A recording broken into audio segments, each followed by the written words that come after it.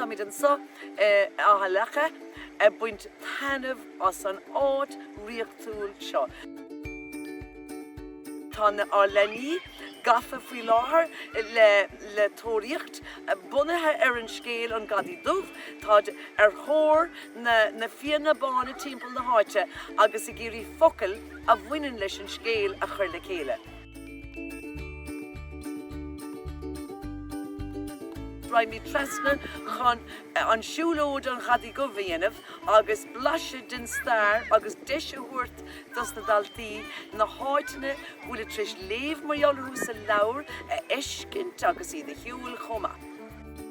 Sé an sprocatá gin an sáinneamh nó nasc a dhéanamh agus a chochú idir Scoil, Gaelscoil an Chaisleáin agus an Scoil is congríúin sa Gaeltacht, Scoil Chúil Aodha Barr na hinse an sa. Cuid dábhí féog 80 cent agus bhí sé san bheilg seo agus chuig sé tréis a cuir. Cúla sé fuaimena agus ceap sé go raibh an Gadaí Dubh an sin agus go raibh sé chun é a thógant. Is bralam an leabhar má ceap sé go raibh na pisóga ní raibh siad fearr agus an sin nó bhí sé sa cuil agus na madrí ag tafan.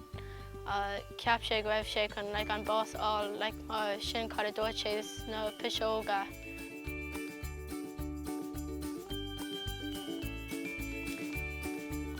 Cinnte bhór in an óir dom é búla leis na daltaí seo in nómh agus an méid ibre agus ola bhúcán agus stadéir bhí déanta có ar an leabhar sul ar tháinig ar an dros.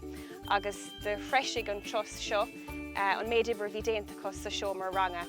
Agus tásúla gom go bhór ar léargus níos dainge ar chúlra agus cóthaíocht cultúrtha cheantar go scrí. Cinnte is an óir dom é gur dhéanamh ar stadéir ar an leabhar agus gur léirigh siad an irid son sime in ábhar an leabhar.